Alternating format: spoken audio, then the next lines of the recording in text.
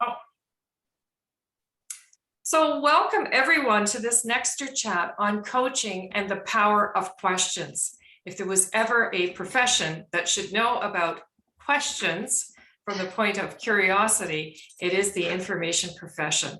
My name is Rebecca Jones. I'm delighted to be hosting this today. My business partner, Jane Dysart, is on here. We have been hosting the Nexter chats since COVID began, so that means March 2020. And please do subscribe. I will put the link in. So if you can't make a live Nexter chat and chat with everyone, then you can certainly watch the recording. And I am delighted that today we have three coaches to talk with us about, and this is a discussion. We will have some formal conversations at the beginning, but then I open it up for everyone to join. And so I'm just going to start with the introductions here, which is Vera Keown. Yeah, you got it. Thank you. Vera is the organizational development librarian at University of Manitoba, and she is a certified coach. And she's involved in the Ifla coaching, which she and Christie Koontz, who is, I'm just highlighting everybody here. Christie is a member of the Faculty of Information Studies at the Florida State University. She's also an associate in research there. And Christie is involved, as I say, with Vera in the Ifla coaching. And Andrea Freeman, who is joining us from BC. So we have Manitoba, BC, and Florida here. And of course, Germany, as we just heard, and we'll have to find out where everybody else is from. And Andrea is both the executive director of the Association of British Columbia's Library Directors, ABCLD, and she is a certified coach. In fact, she is with Embodied Leadership Development. Their coaching approach is really interesting. And so welcome to all of those who are coming in. And we will try to make you as comfortable as possible. Jane, maybe you could put the Nexter link in the chat for people. Please do use the chat as we're going along so you don't forget your questions. Christie, are you okay there? What just happened? We okay? You're on mute, Christie. Don't forget. I had to move. Okay. You're right I'm in now? someone else's house, and I was I was not in the right place, so I'm getting there. Okay, that's just fine. Yes, we have people here from Toronto. We have people from Helsinki. This is fabulous. So I asked Andrea if she would mind starting us off today. The reason that this is actually Jane's idea. Jane is the brainchild of all ideas, bringing people and ideas together to enrich all of our thinking and our professional and personal lives. Coaching is so important. And as I say, those power of questions, which I have a beautiful book of questions. I'll reach around and get it. And I said to Andrea yesterday in an email that some of the best leaders I know in the library profession have at least one coach, if not two, that they will use at different times. And in addition, they have mentors and advisors. So I asked Andrea to start us off with some basic definitions, if you like, and we will talk about this broadly too, but really the difference between coaching and mentoring. And also some principles, because there are principles that guide the coaching process.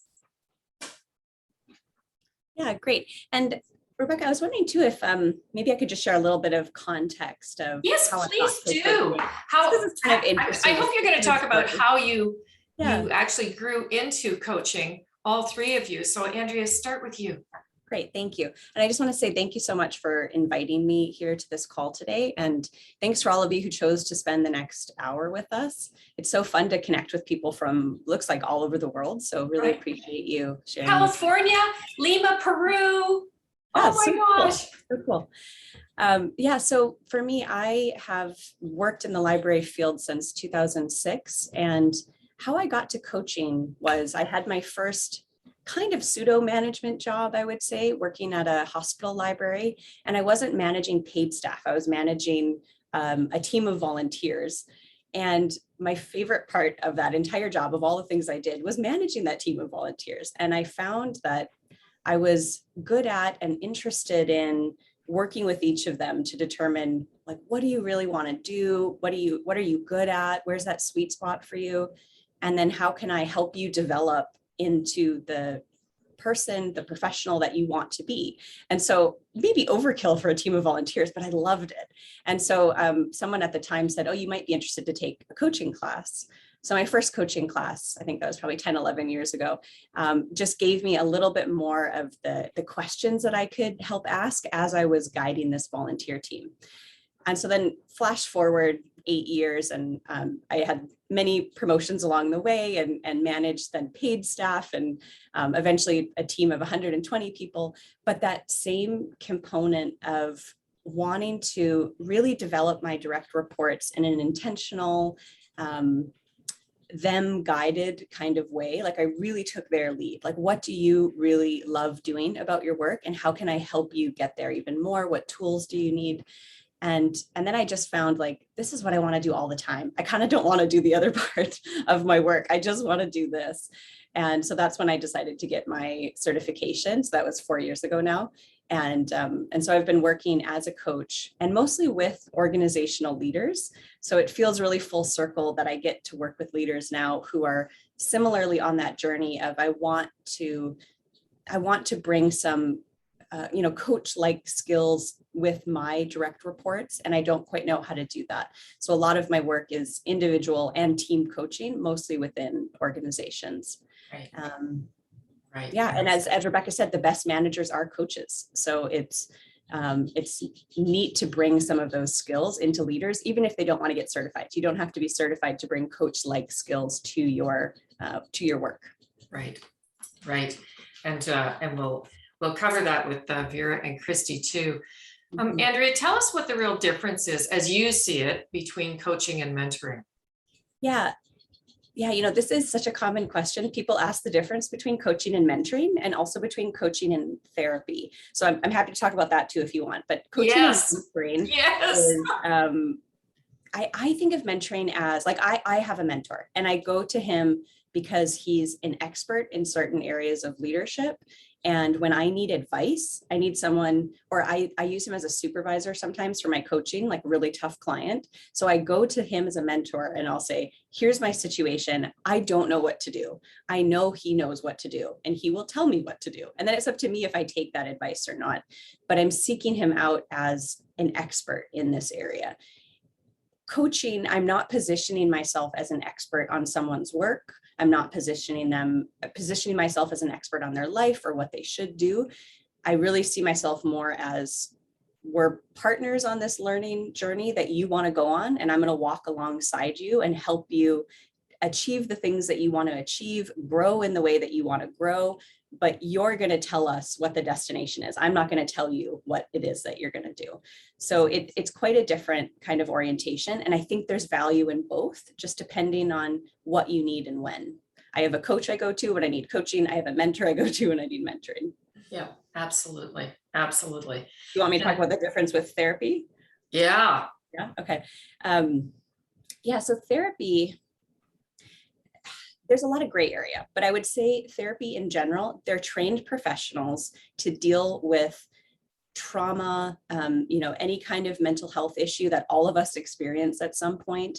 And they tend to want to understand how you got to be the way you are, and then help you develop strategies to cope with the emotions of whatever it is that you're experiencing. Emotions do show up in coaching, but for me, I hold a really clear line between where is the emotional landscape in coaching and where does it become therapy. So if it starts to verge towards trauma work, or there's intense anxiety or depression, like, I draw a line there. And sometimes I'll work with a client that they have a therapist and me going at the same time, right, which is great, because then we work on the same thing, but from different angles. Right. So so short answer, therapists tend to look back, understand, help you cope with the emotional state that you're in. And coaches tend to say, well, here you are. Where do you want to go? Now let's get there together. Yes, exactly. That's the way I've always looked at coaching is, what's the what's the issue? What's the goal? Where do you want to get to? You know, how do we help you get there? I know I was going to ask you about principles, but I'm just going to go to Vera and Christie first before, and we'll circle back and I'll learn to talk. Vera, what drew you into coaching? Well, actually, it was a book that I picked up in a departure lounge in St. John's, Newfoundland. And I'll put it in the chat. I'll link to it. But it was The Coaching Habit: Say Less, Ask More, and Change the Way You Lead Forever by Michael Bungay-Stanier. Right. And kind of picked it up on a lark, and then started going through it and went, "This is exactly what I need." My sort of journey to coaching is kind of similar to Andrea's, but also sort of different because I've been a librarian since 1995 and kind of worked my way up and found myself in associate university librarian position. Really having good managers around me and bringing me problems that I'm going, once upon a time, I had all the answers, right? I could help you. I could tell you what you needed to do.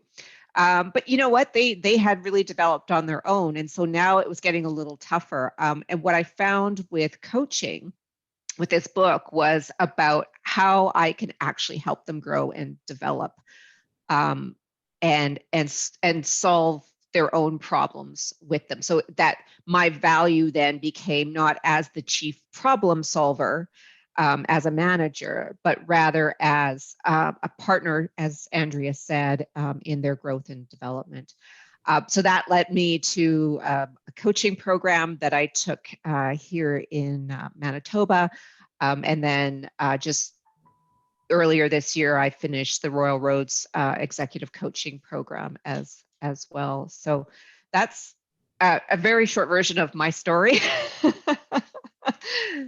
Yeah. And do you have anything you want to add to the definitions that Andrea's helped us frame our conversation with?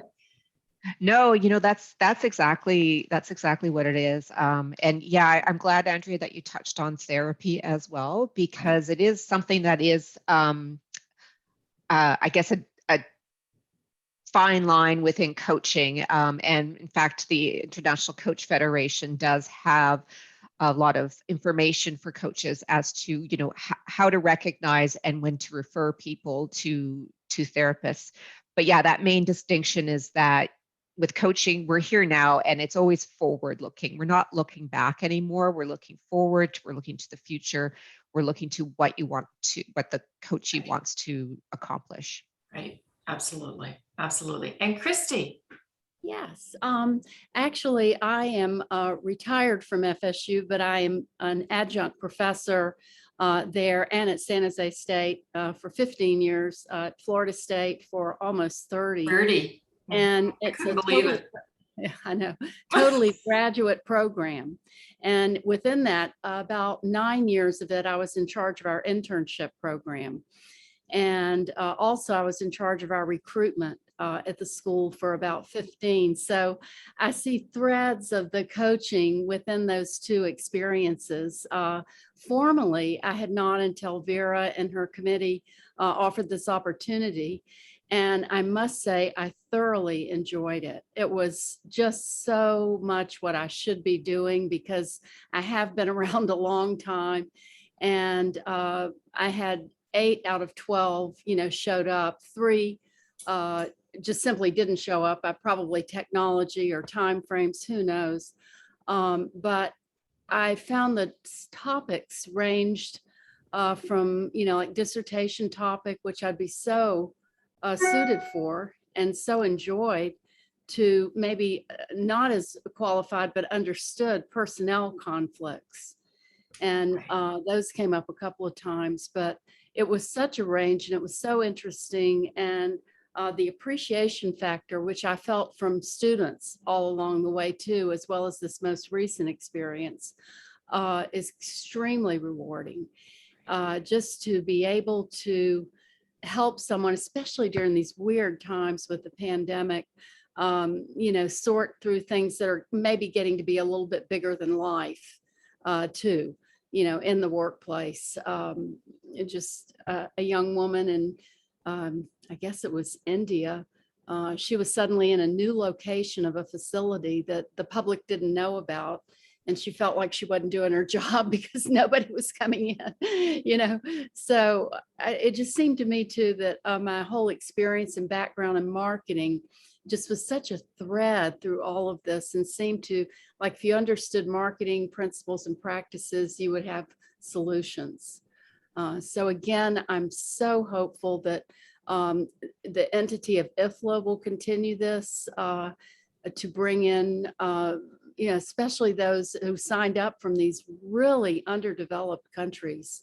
That really, I was amazed that the technology worked, to be honest, in some of the settings. So we've got that on our side. Well, yeah, I want to hear much more about this. Yeah, for sure.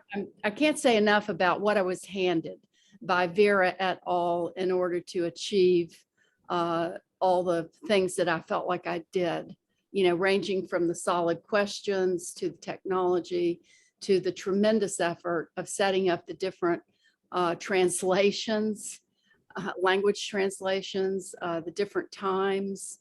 Right. It was really a fait accompli. Okay, we will get there. That's a nice introduction to it. I just want to circle back now to Andrea, and I know I just repeated myself, and talk a little bit about the principles of coaching and sort of the parameters that are really important in establishing a relationship, and whether it's through technology or person or face-to-face or whatever it is. Andrea? Yeah, thanks. And I'll just say a quick caveat. These are what I hold as the basic principles. I'm not pulling this from coaching Bible somewhere. So we have four faces on the screen, and I'll bet each one of us has a different way, a different set of, maybe not principles, but a different way of approaching it. Yeah, exactly. So if there's time, I would be really interested to hear what Vera and Christie think about this too. Yeah. But for myself, you already said the word relationship. To me, relationship is so foundational.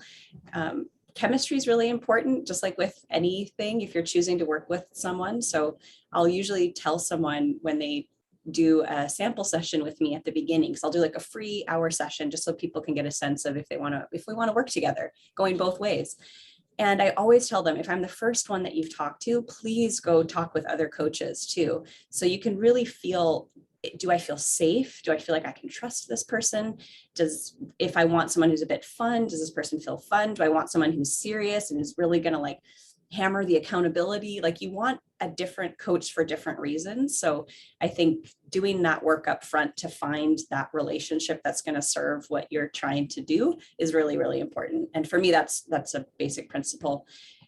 Equally important is the concept of confidentiality, and that's not negotiable. That's across the board. Any kind of ethics parameter that you're following as a professional, we are bound by that, by our certification body. So what that means is anything that clients tell me is 100% confidential. Even the fact that they're coaching with me is confidential. Correct. No one else knows my client list except me, and I have to keep all of that private and locked down. It's not the same on their side.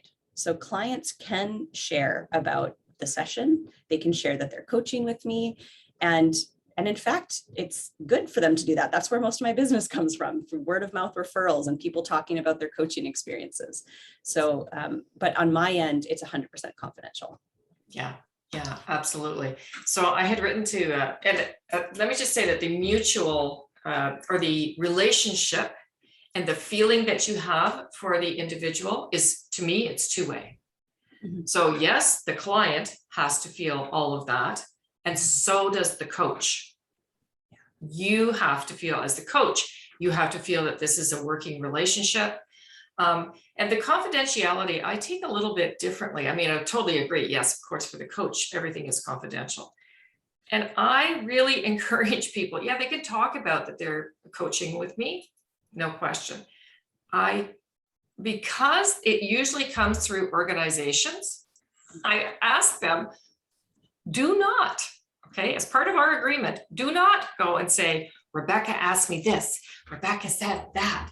It's deadly, it's out of context, and it's a part of the coaching relationship that we have. Good point.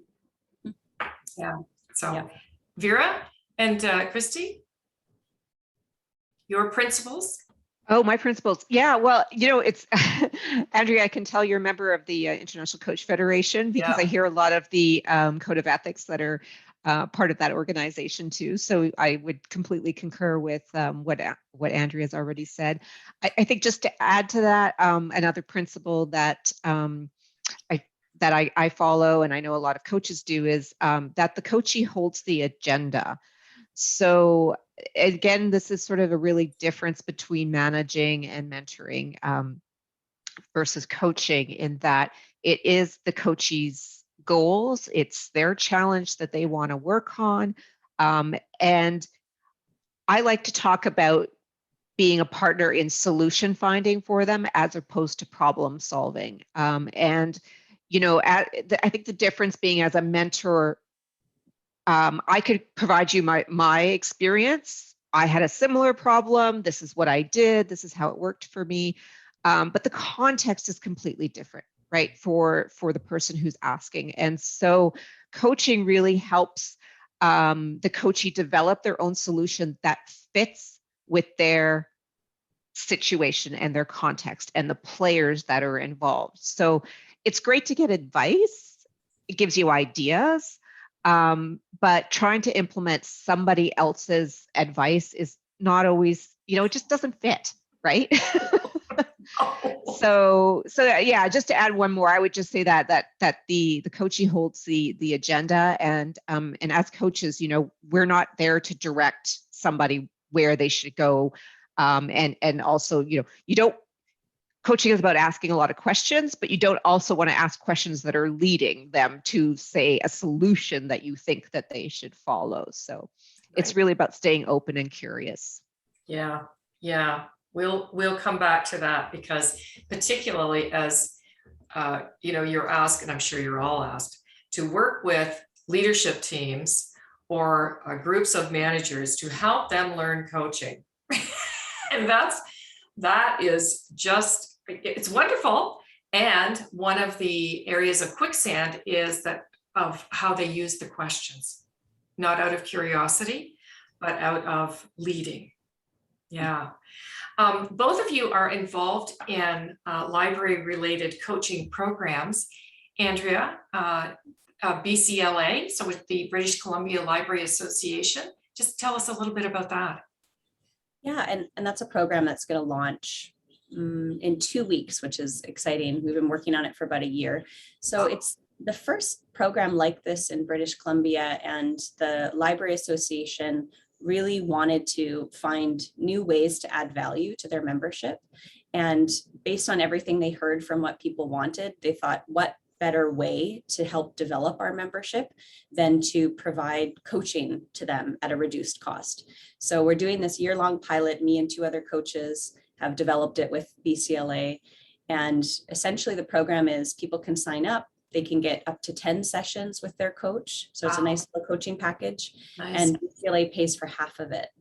And we're doing it at a reduced rate as well to make it affordable for the pilot. So our hope is that we get a lot of uptake and that there's great results and the ripple effects are seen across the province. And then our hope is to make it sustainable and go find some funders for it. So that would be the long-term goal. But I'm just excited that there's a body that is recognizing coaching does belong in libraries. And I think we're starting to see it happen more and more, but that's just in the last few years, at least in my part of Canada. So it's neat to see that development happening. Right, because it's much more popular, that's not the right word, but at the senior levels. So the senior levels in both, in any kind of information organization. Oh no. And I was going to say, Rebecca, I'm glad you mentioned that because, leaders have either the resources themselves or they're given resources by HR to go out and hire a coach. Right. staff aren't. And so this is really democratizing coaching and making it available to any level of library staff. And I love that so much, because I think everyone deserves to have a coach, not just because you have a huge salary. Yeah, yeah, absolutely. Because it is about the growth for the individual. And I think most importantly, the growth for those for whom they are responsible. Yeah. So anybody who is responsible, AKA supervisor, team leader, manager, all these labels that we use, they're in fact responsible for other individuals. And coaching is just such a fabulous way to help people grow. And I think Christie, are you having technology issues? That was not a leading question. That was.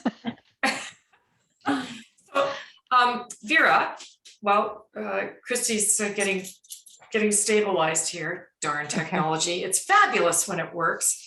Tell us about the Ifla program. Yeah. So, and thankfully Ulrika's here. So Ulrika, if I mess anything up or miss something, please let her unmute and she can fill in for me.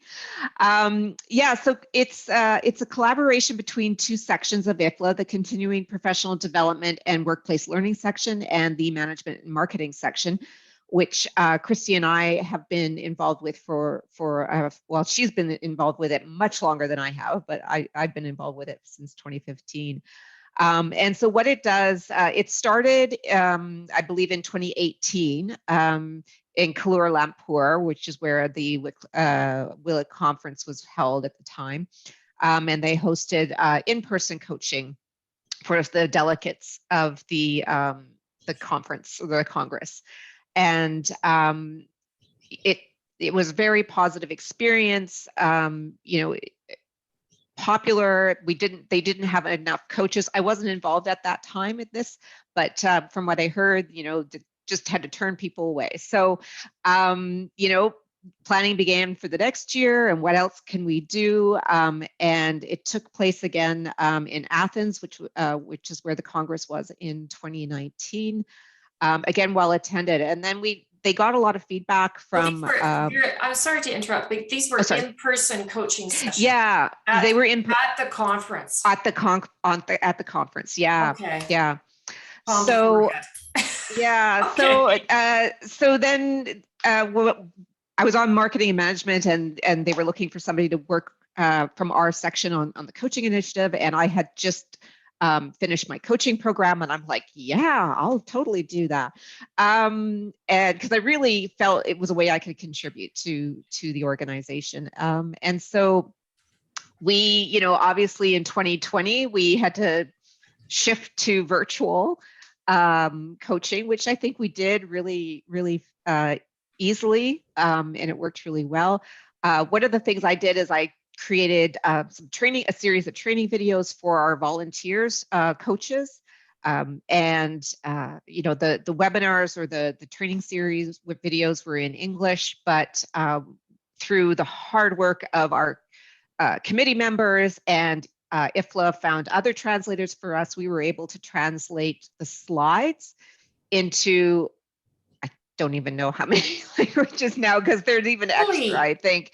Yeah, so on the Ifla website for the coaching program, people can download translated copies of the slides. So they're in Arabic, they're in Russian, they're in French, they're in Spanish, German. I think there might be in Swedish too. And Ifla has 7 official languages, so we tried at least to hit those. Yeah.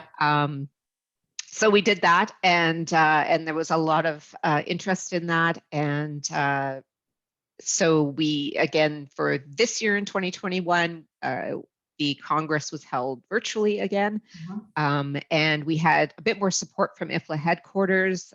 They did a lot of advertising for us. We set up a online scheduling system so that we could enroll all the coaches in the scheduling system, and all the bookings for sessions could be done online, and coaches could handle their own booking sessions. And there was even I created an information sheet for the coachees with an information sheet about what coaching is, what their role was, what their coach's role was, how it differed from mentoring, and left them with a few questions to answer about what their goals were, what they wanted to get out of things, and suggested that they send that to their coach prior to their session. So, it's only an hour. It's a one-off session. You kind of want to get information up front if you can as a coach, so you're not having to spend so much time trying to understand what the goal is for the person. So yeah, absolutely. Jane's just put the link up to it. Thank you, Jane. And you're so right about getting as much information up front. I don't know about the rest of you. I use like an outline that I ask somebody who's interested to complete. So I have that to look at. I'm sure you do too, so that you understand what their context is and what they really want to accomplish, and also how they picture this. So how do they actually picture this happening? So Christie, your experience with the Ifla program while we have you. Yeah, I think I turned my video off. That helped. You're just fine. I think that, as Vera said, sending the questions out ahead of time with the Zoom link, so it wasn't too far ahead, but it was far enough ahead that they could think about it. And then I asked them to use that as a basis during our discussions and keep notes for themselves, because other things came up that didn't have anything to do with what we thought we were going to be, talking about, and that they were good tips and good discussion and good laughter, I think, too. I think my experience with students, I want to go back to one quick thing about confidentiality. That's just kind of part of teacher, student, everything is like that tight. So I did write up a report that I gave to Vera and Anya. Just, that's what I do. I just write up reports, everything I do. I just couldn't control myself. And so I think I did perhaps, shouldn't have. I put the names of the coachees and then the challenge or goal that they wanted to discuss by their name. So that could be eliminated from the report, But frankly, I think that these didn't reach that level, so to speak, but you never know, especially personnel conflicts. But I do think as a side, kind of thing that Ifla wanted to happen, I think it did happen in maybe 50% or maybe 40%, that they were more interested in Ifla. And I also think, I'm pretty sure that, let's say 90% of the 8 out of 12 probably couldn't have attended Ifla physically. Only one really seemed to have the backing of her organization financially to go to Ifla, or had been to Ifla. So I do think that a lot of positivity has come out of the pandemic, forcing Ifla specifically to try out new virtual, perhaps hold on to a hybrid, so that so many folks around the world who can't afford to come to Ifla can then be included. I'm very, I know this is just an example of one program that Ifla did virtually, and they did a pretty good job. I was really impressed with the whole effort. And again, I think that with all of us, so many of us who have so much experience, just, doing every single thing of all different shapes and sizes, from designing ballpoint pens to directing dissertation research. It's a nice opportunity to share it and to be a sounding board and help along the way. Like I offered to review a couple of resumes and they sent them to me, because I've probably reviewed 1,000 resumes. I don't even know how many. Career, yes. Yeah. And so I was happy to do that after our discussion. And I was happy that they used my email and continued to get in touch with me since I was a volunteer. Right. The virtual coaching has really opened up the capacity and the capability of people for these types of programs and for everybody. Andrea, how has it changed your approach? working It virtual? honestly hasn't. I was working virtual before the pandemic as Yep. well. So all of my coaching was either phone or Zoom. Yeah, Yeah, so it was exactly the same.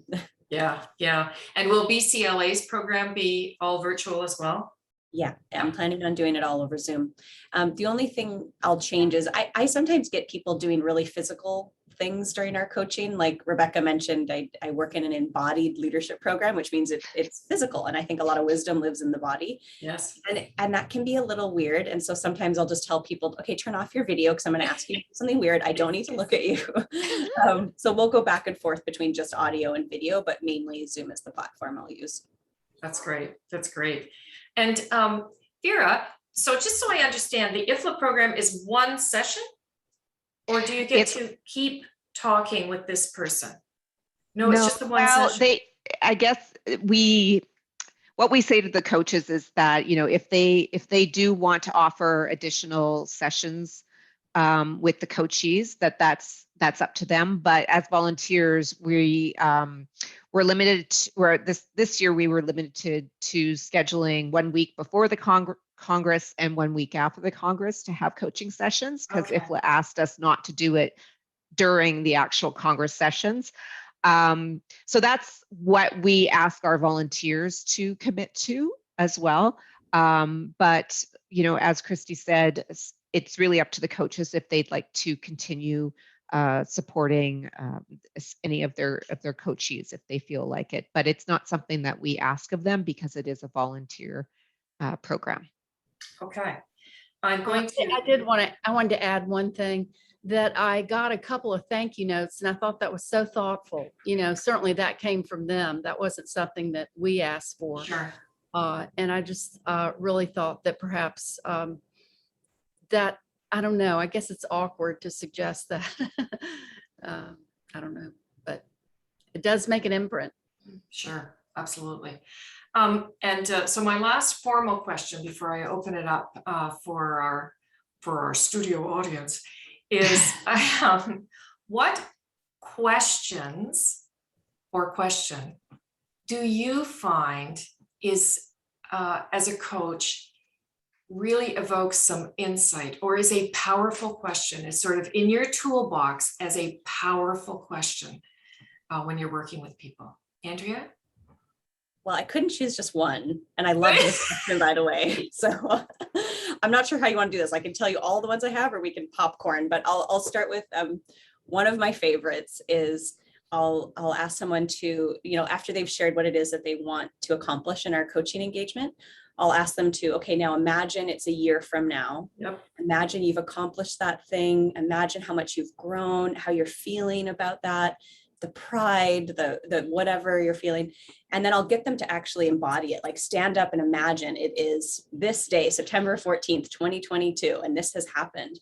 And I really want them to feel it. And I do that at the beginning of a coaching relationship often, so that there's a motivation or something they can tap back into of, I really want to feel that for real, that thing that I tasted. Yeah. So yeah, exactly, Jane, the power of vision. Yeah. So that's one of my favorites. Another one I use all the time is, what are you learning about yourself? Yeah. And I always train my clients, we learn from everything, the good, the bad, the ugly, everything in between. Mm-hmm. So it's always, what are you learning about yourself? Right. And I'll hold for now. I've got a bunch more. That's great.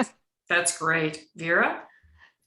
Oh, yeah. So building on Andrea's first one about the vision, I kind of ask a similar one, and it's not necessarily, you know, it's more like when we talk about the goal, but it's like, what does success look like? So what will it look like? Name it, because that's often the really difficult part for people to do.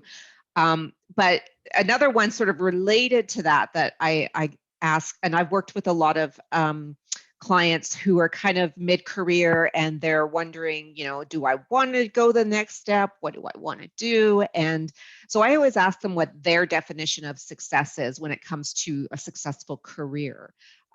Because what I find is that most of us are working with a definition of success that's been told to us over our lifetime by parents, by teachers, by spouses, by friends, by, you know, this is what success is. And like I said, working with a lot of mid-career people, you kind of get to a point and going, well, I've been successful, but I'm not quite fulfilled, right?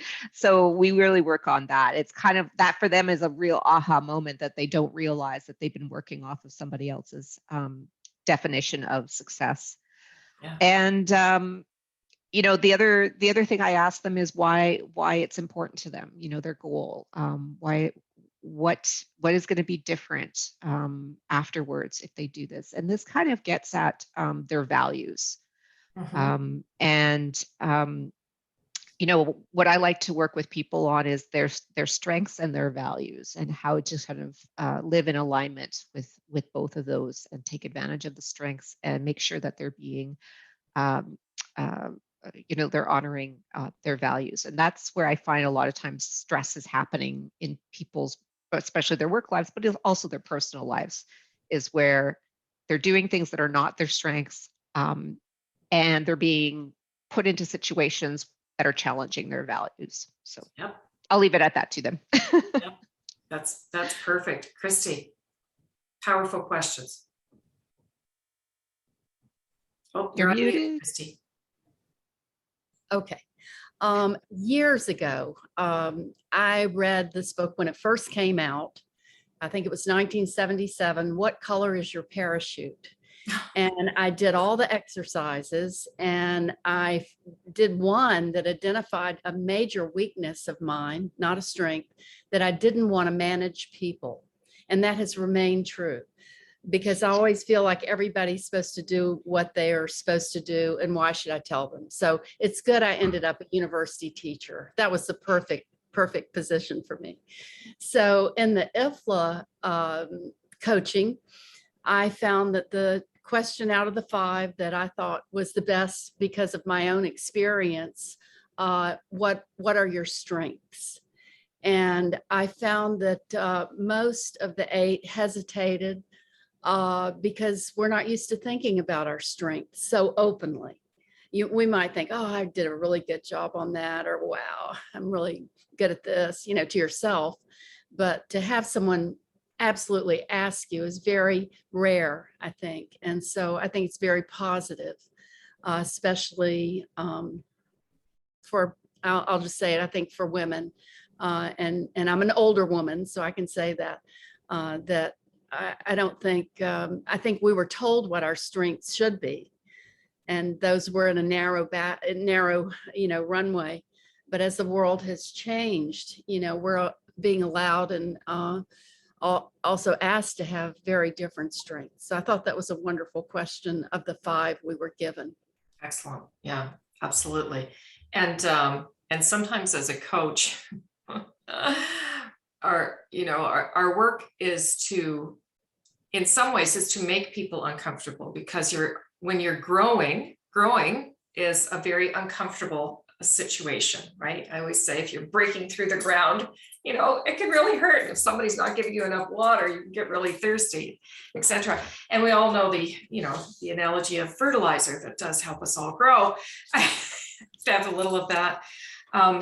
And sometimes I use the question about, what's your role in this situation? What have you contributed to this situation?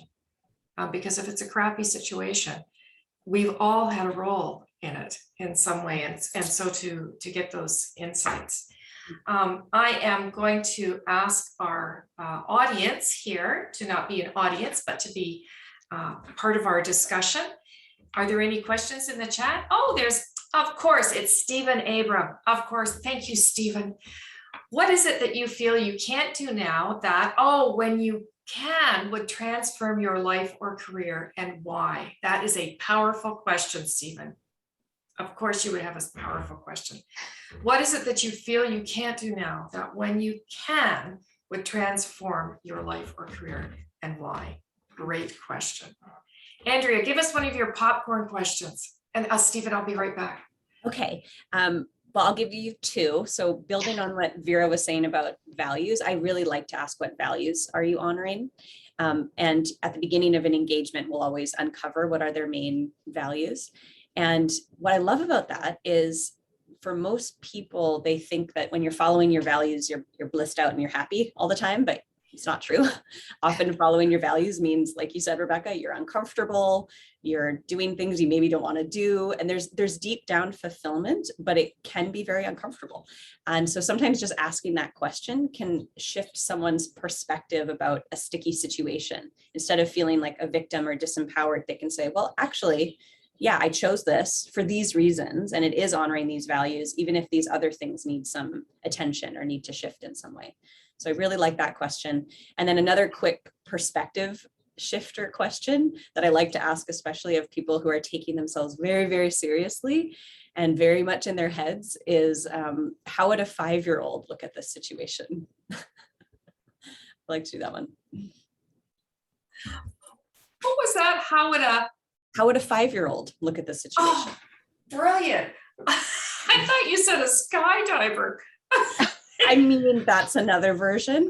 That's the old go to the balcony, right? Go to the balcony and look over and tell me what you're seeing in this situation. Stephen, I saw your hand up. Yeah, so I just want to totally re-emphasize what Christie's talking about around finding your strengths and knowing your strengths and doing interviews with your strengths. My diagnosis is that we are a strong, critical thinking, evidence-based profession. And one of our weaknesses when we start to think about ourselves and our social envelope is we devolve into criticism instead of critical thinking. And we look for weaknesses instead of strengths. I think it's typical of a lot of professions, but I have noticed that it's particularly endemic in librarianship because we're smart and undervalued and it hurts. And so I believe that the Gallup book, Strengths Finder 2.0, and during the pandemic, I don't know, I was looking to see if it was still there. During the pandemic, they made the Strengths Finder free. Yep. And the Strengths Finder book and its follow-up book, Go, Now Discover Your Strengths, allows you to talk to your strengths, and it assesses things with over 25 million instances of people having taken the test. So it's reasonably it's evaluative versus the Myers-Briggs, which is non-evaluative. It just assesses. Whereas this one says, these are your actual strengths, and it becomes a conversation point to say, what Vera was saying, you're not working on your strengths. You're applying your weaknesses to a job you're not enjoying. And it takes a long time to discover that and to realize that you're not failing, you're not a good fit. Yeah. Stephen, I'm so happy you talked about the Gallup strengths. I'm a certified coach for them, and I adhere to the whole positive psychology that is part of that, and love the idea of those are all the books. Here we go. Of working, building on your strengths and focusing on those strengths and not trying. I think Gallup says something like if we work on our weaknesses, we can prevent failure, but we can't really be successful. But if we work on our strengths, that's where we can find success. Right. It's really, and a lot of times with the people that I coach, we will do the the Strengths Finder assessment, and then use that with some of the challenges that they are facing to really look at the problems differently, and how to use their strengths to still be successful. Right. And I suspect, I'm just assuming here, always a dangerous thing to do. So much of my coaching anyway, and I'm not a certified coach, I'm a certified team coach. So a leadership team coach through the Teach Team Coaching International. And so that always, then spurs in management coaching with some of the senior managers. And, coaching them to understand what the strengths are of the people that they're responsible for. So yeah, we can work on their strengths. I am always much more interested in what are those people's strengths, their individual strengths, that just stuff comes naturally to them, because it may be that we're just grating. And that is a question that I'll use. That's a powerful question. What do you feel you're really grating against? Like, what are you rubbing? What is the bristle point? What is the bristle point here that you are feeling with the individuals in this particular situation? So, which brings me to yet another show and tell. So this is the book of beautiful questions. I love this. I love this. But these are all on my lead shelf, which is when I met Andrea. She was in the first cohort of the lead program, and we spend a great deal of time. Now we do, Andrea. And we bring Andrea back. Thank God she's an alumni. We don't have to pay her. Thank God. Rebecca, tell the people who don't know what LEAD is about it. Yeah, so LEAD is Canada's leadership program for the information sector. It is LLEAD because it started out as library leadership, but we wanted it to be cross-sector.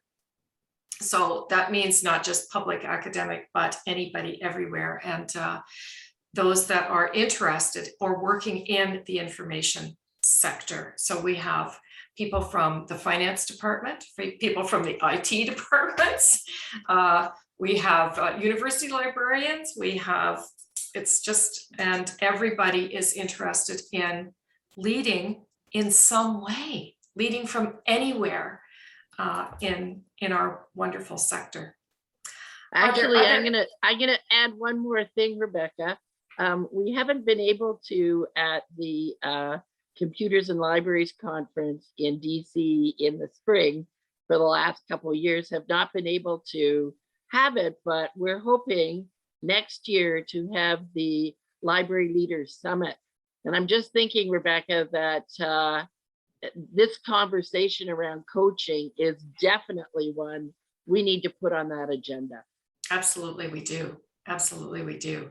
And so can everybody see each other now? If you go on gallery view, I took off the spotlight so we can see each other. Stephen's put another question up. And so yes, I will share the titles, Dean, no question. What age were you happiest and why? And what conditions made that a good time for you? It was actually playing in the, oh, I guess you weren't asking me, sorry.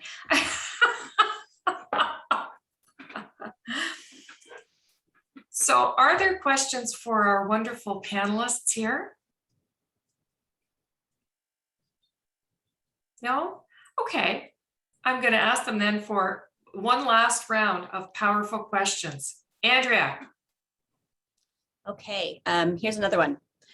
So when someone's facing a particular decision, I'll ask them, what are you choosing if you do that thing? And what are you choosing if you don't do that? Mhm. Yes. Yes. Excellent. Vera? Well, it's like Andrea can read my mind. So sort of along the similar lines, I ask kind of two questions depending on the situation. So what happens if you do nothing? Yeah. Because a lot of times people are in a situation where they know they have to do something, right? That just not doing anything is not an option. So, but actually articulating it is what I hear from my coachees is, and that's actually the power with the coaching is they feel they can have these conversations with themselves in their head, but saying it out loud to somebody makes it much more real and much more something that they have to do. And then the other thing, when we're thinking about options is like, what's the worst that could happen? Because we tend to build up, in our minds, the sort of disaster scenario, like I can't do that because no, it will be horrible. And then kind of work through that to look at it realistically. Yeah, absolutely. That's a Jane Dysart question. She's always asked that, what's the worst thing that can happen? And I have to say, it brought me out of many, many a shell. Christie, do you have some other powerful questions? Oh, you're on mute.